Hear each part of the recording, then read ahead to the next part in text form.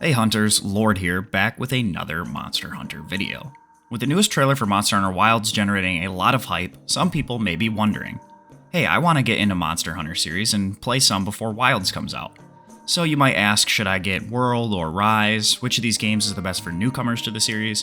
Which of these games will best prepare me for Monster Hunter Wilds? Well, in today's video I'm going to talk about which of these two games is more beginner friendly, and if you're new to the series, which game you should consider purchasing if you're interested in a slightly more beginner friendly series. Now, a small disclaimer, there are 20 years worth of awesome Monster Hunter games, but I only want to compare the two 5th generation titles, since they will translate the best into future titles. They're of course the most recent, in my opinion they're the most beginner friendly, and are overall some of the best games so far in the franchise. With that being said, let's go ahead and get into comparison number 1, which is tutorials. Now, Monster Hunter as a series is fairly well known for not really having tutorial levels and just kind of throwing you straight into the action. Both 5th generation games actually have made things specifically to help alleviate some of the learning curve. Now, Monster Hunter World takes a slightly more passive approach, only really having one full quest that is an actual, quote, tutorial for an in-game mechanic. Otherwise, in World, there tends to be a lot of tooltips or quick mentions from NPCs about certain mechanics while you're out in the world exploring. There are no direct weapon or combat tutorials, however there are tons of prompts in the top corner to show you what move any given button will do at any point in a combo. Now this, combined with the dedicated training area that shows you all of your weapons' moves, typically makes learning Monster Hunter World significantly easier than some of the previous non-5th generation games. Now, in slight contrast, Monster Hunter Rise actually does have a few dedicated tutorials, but similarly to World, it also includes tooltips and a dedicated training area where you can learn your weapons combos.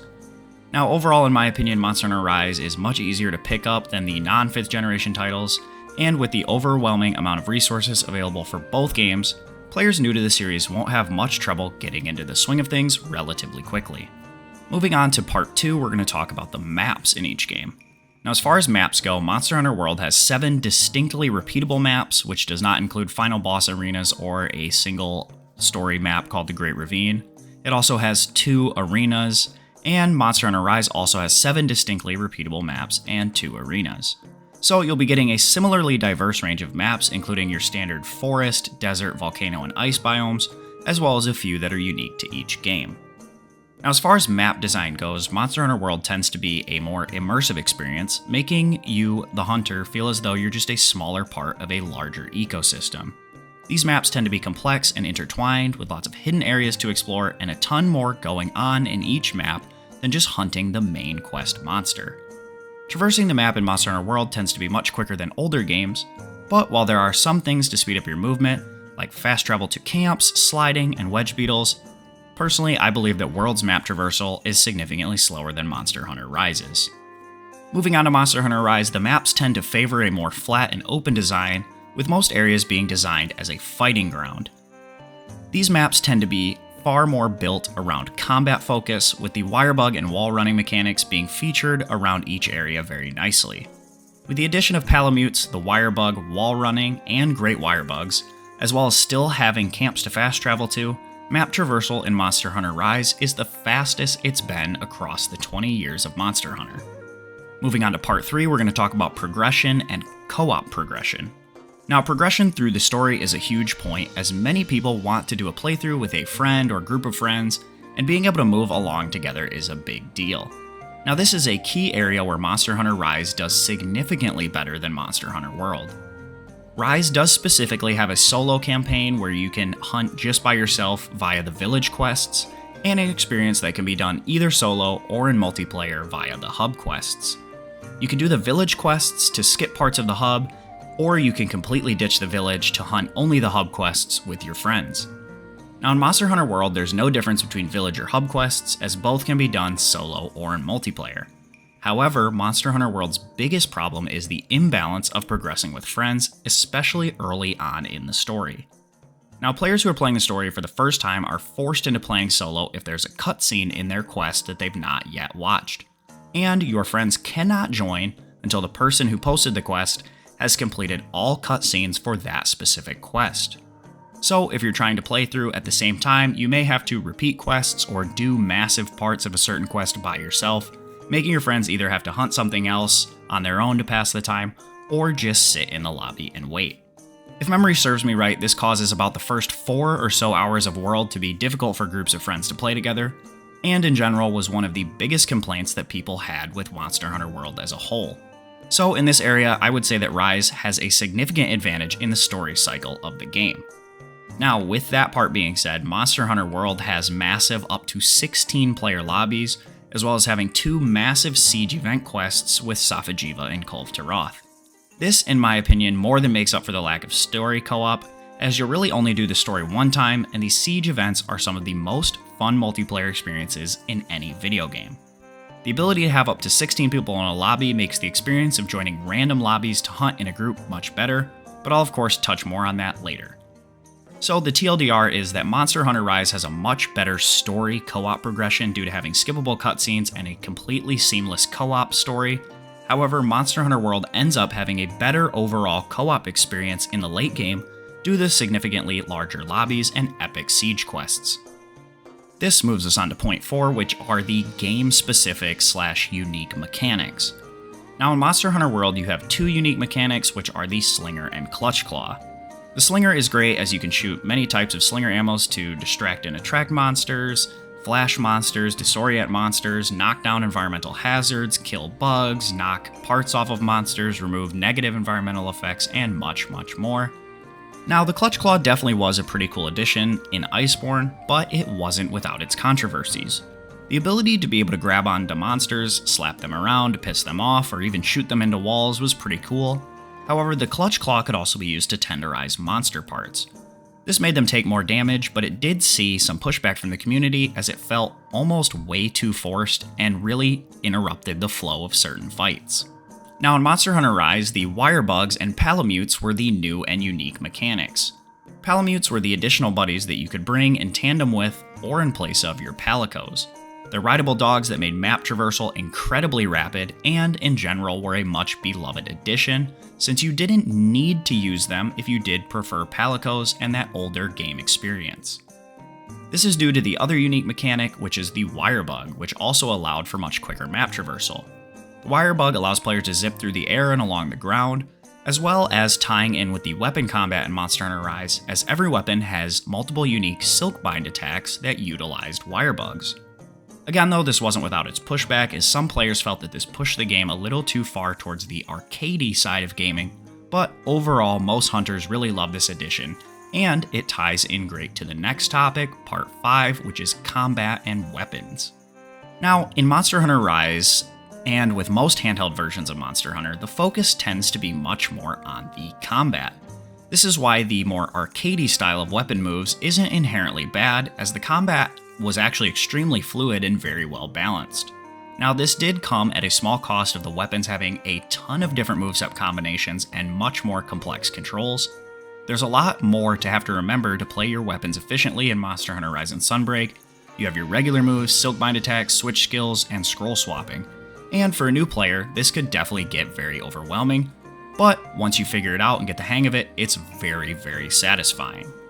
You'll find Rise combat to be a lot flashier, more complicated, but overall, I think it's the best and most fun combat in any Monster Hunter game to date.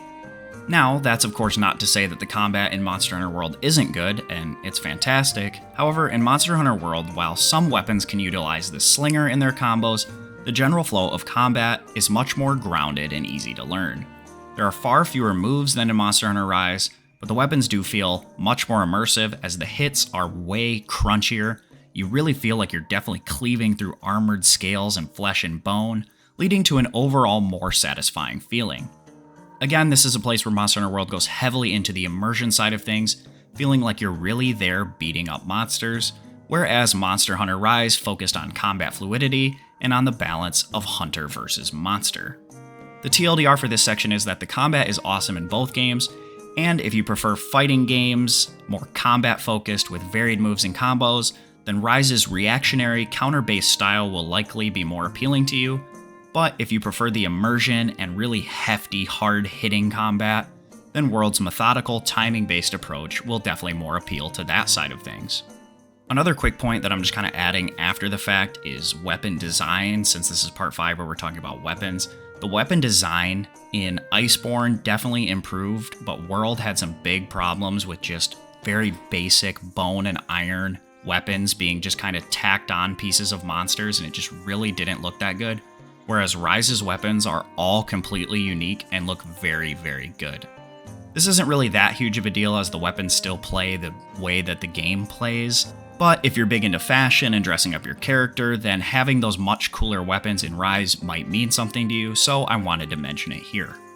Up next is part number 6, where we'll be talking about the end game grind and the overall objective once you've completed the story. In Monster Hunter World, the end game grind was for RNG dropped decorations and certain RNG dropped weapons. The endgame, I would say, is things that you need to repeatedly grind after beating all the monsters in the story and getting your armor sets and non-RNG related things.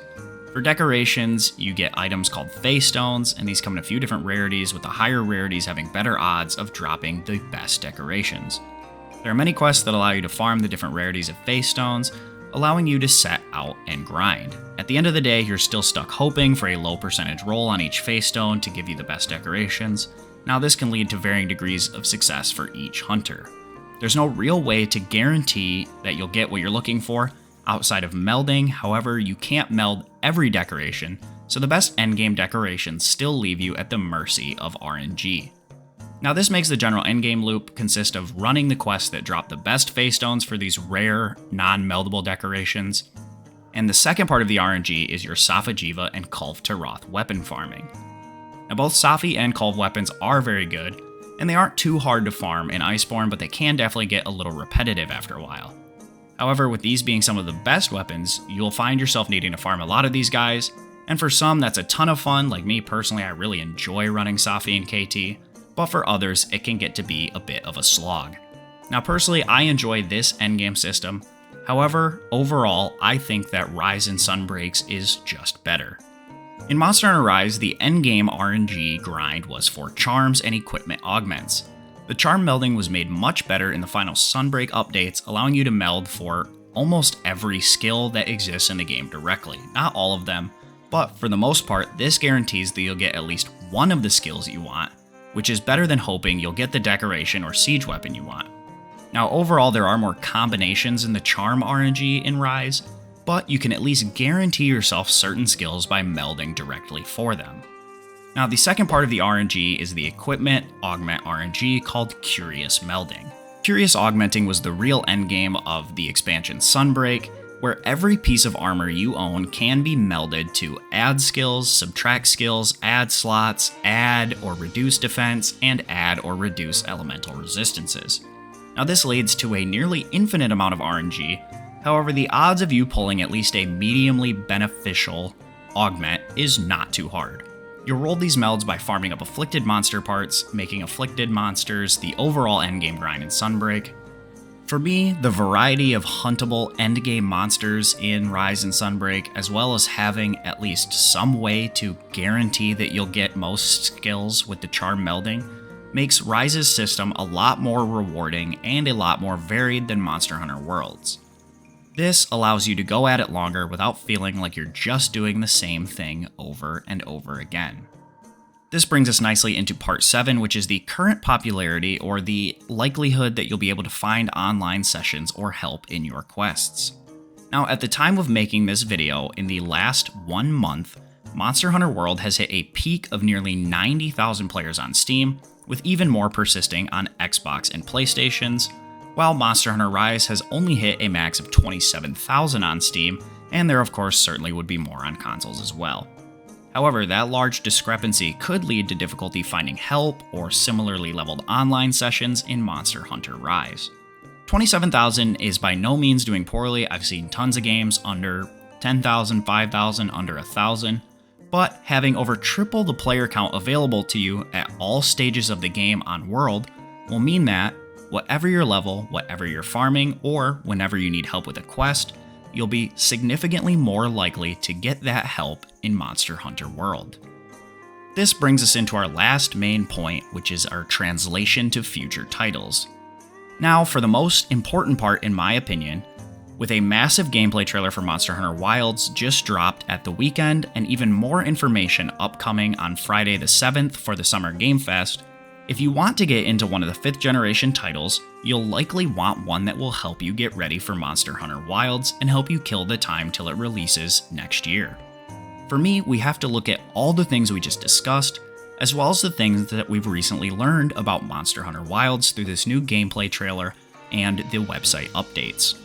If you're interested in a more in-depth dive into the gameplay trailer and the website updates, I did just recently make a video on that. I'll leave a link down in the description as well as in the top right corner now, so be sure to check that out after you finish this video. In part 4 of this video, where we discussed unique mechanics from each game, wire bugs, and switch skills in Rise versus the Slinger and Clutch Claw from World. Now, we know for sure that the Slinger is returning in Monster Hunter Wilds, so we'll have to give a point to World there, as that will translate over extremely cleanly to Monster Hunter Wilds. In parts 2 and part 5, we went over how Rise is a much more combat and weapon focused game, whereas World is much more about the environments and the immersion of you, the hunter. In the new information about Monster Hunter Wilds, they've spoken so much about the immersive environments, these new monster herds, and the newest weapon mechanic called Focus Mode. Now, from what we know about Focus Mode, we can understand that it is meant to make the monster encounters feel more intimate, with up-close, epic yet personal moments with the monsters that have you literally inside their jaws, and it's supposed to hopefully make the game more immersive for all hunters, both new and veterans. For me, this again gives the point to World, as World's maps and combat were much more about immersing yourself in the environment, in the ecology, and feeling more like a part of the game, rather than just a combat fighting focused game like Rise. That brings me to our final verdict. In my personal opinion, both of these games are great. You really can't go wrong. If you can, or if you want to get both, you definitely should. Again, this video is not meant to be a dig at either game, as both will give you a great and authentic Monster Hunter experience, but if you're looking for just one game to pick up before Monster Hunter Wilds releases next year, my pick for you would be Monster Hunter World and hopefully Iceborne. Of course, this is for the reasons we just stated about immersion, mechanics, and overall gameplay, as well as most of the Monster Hunter World development team has worked heavily on Wilds.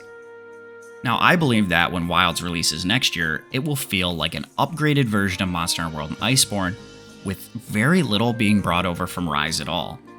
Now, while Rise will have a better story multiplayer and will overall be a bit more beginner-friendly, especially in the early stages of the game, I think that once you get past those first few hours of World where the story cutscenes are a real issue, it will hands down be a more immersive experience. It has less overall mechanics to learn, making it a lot more simple for beginners, and going from Worlds into Wilds will feel like a much smoother transition than going from Rise and Sunbreak into Monster Hunter Wilds. So for those reasons, of course, like I already stated, I'm going to have to go with Monster Hunter World and Iceborne. If you do decide to pick up either of these games or both of these games, I would highly recommend checking out my Nexus store. I've been partnered with them directly through Capcom, and they run great deals on both games all the time. Right now, at the time of recording, you can pick up Monster Hunter World and Iceborne for less than $25, and Rise and Sunbreak for just $24.49. The best part is, even though you're getting these on sale, a portion of the sale still does go to me and helps support the channel. There's of course no better time to pick these games up than now, and if you start either one this summer, you'll have no issue playing it non-stop until the release of Wilds in 2025. I want to go ahead and thank you guys so much for watching today's video. I do hope it helped you understand the nuances and differences between these two great games. There's really a million things I could have talked about, and it's actually taken me a couple of months to take this script for this video and whittle it down to just these 8 key points. If you did enjoy the video and found it helpful, please do consider leaving a like down below, as it's a totally free way to help support the channel, and it will help share this with other hunters who are looking for this information. If you're new to my channel, or if you just liked what you saw and you want to see more, definitely subscribe. I cover sets, guides, and tons of other Monster Hunter content that you definitely don't want to miss out on, and the best way to do that is to be subscribed. With all that being said, I want to once again thank you guys so much for watching today's video. I wish you all a good day, and happy hunting.